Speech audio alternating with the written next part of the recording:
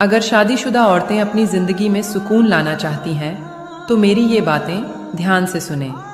Number 1, phone पर कम से कम time में बात करने की आदत बनाइए। ज्यादा समय तक किसी से बात ना करें। नंबर 2, जब भी आपका पति ऑफिस से आए तो उसके लिए तैयार होकर बैठे, अच्छे अच्छे कपड़े पहन के बैठे और परफ्यूम लगाकर बैठे। नंबर 3, परेशानी के समय में अपने पति की ताकत बनिए। यह नहीं कि आपका पति आपके वजह से ही परेशान है तो इसीलिए उसकी ताकत बने, उसकी कमजोरी मत बनिए। नंबर 4, जिस रिश्तेदार से आपके पति बहुत ज्यादा लगाव रखते हैं, उससे बहुत ज्यादा प्यार करते हैं, उसकी रिस्पेक्ट कीजिए और उसके मान सम्मान में कोई कमी मत छोड़िए। नंबर 5, अगर कोई भी आपके पति के बारे में बुरा भला कहे तो किसी की भी सुनी सुनाई बातों पर ध्यान ना दें जब तक कि आप अपनी आंखों से देख ना लें। पति की कौन सी बातें पत्नी को दुख देती है? नंबर 1, जब पति अपनी पत्नी की 4 लोगों के बीच बुराई करते हैं और कमियां बताकर बुरा भला कहते हैं। नंबर 2, पत्नी को अकेला छोड़कर दोस्तों के साथ अकेले घूमने चले जाना और उसको बिल्कुल भी वक्त ना देना। नंबर 3, पत्नी के बनाए खाने की बुराई करना और किसी दूसरे की पत्नी की अपनी पत्नी के सामने तारीफ करना। और ऐसी ही वीडियो के लिए कृपया हमारे अकाउंट से जुड़ जाए। अगर हिम्मत है तभी देखना इस वीडियो को। यह बातें कड़वी तो हैं पर सच्ची हैं। आदमी अच्छा था यह सुनने के लिए पहले मरना पड़ता है। ऐसे तो सिर्फ बुराइयां ही सुनने को मिलती हैं। दूसरी किसी जमाने में दूसरे के पैर से कांटे निकालते थे लोग, लेकिन आज के जमाने में तो सिर्फ कांटे बिछाते लोग। तीसरी सुकून ढूंढना है तो सिर्फ खुद में मिलेगा, दूसरों में तो सिर्फ उलझन ही मिलेंगी।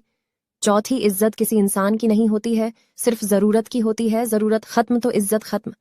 अभी कुछ चलने वाले लोग वीडियो तो देख लेंगे पर सब्सक्राइब नहीं करेंगे, सोचेंगे सब्सक्राइब कर लिया। क्या ये 3 सच सुनने की हिम्मत है आप में? नंबर 1, सब कुछ महंगा हो गया है लेकिन माचिस अभी भी 1 रुपए में मिलती है क्योंकि आग लगाने वाले की कीमत कभी नहीं बढ़ती है। नंबर 2, पुराने समय में 2 लोग लड़ते थे, तीसरा छुड़ाने आते थे। आज के समय में 2 लोग झगड़ते हैं तो तीसरा उसका वीडियो बनाने में लग जाता है। नंबर 3, उगते हुए सूरज या दौड़ते हुए घोड़े तस्वीर घर में लगाने से तरक्की नहीं मिल जाती। तरक्की के लिए सूरज से पहले उठना पड़ता है और घोड़े की तरह दौड़ना पड़ता है। और ऐसी ही वीडियो पाने के लिए हमारे अकाउंट से जुड़ जाएं। अगर आपको चश्मा है और चश्मे के बिना दिखता नहीं है तो हर रोज 5 मिनट यह एक्सरसाइज कीजिए। ऑपरेशन के बिना ही चश्मा हट जाएगा। अगर आपको चश्मा है और चश्मे के बिना दिखता नहीं है तो हर रोज अगर आपको चश्मा। सोने की अंगूठी हमें किस उंगली में पहननी चाहिए?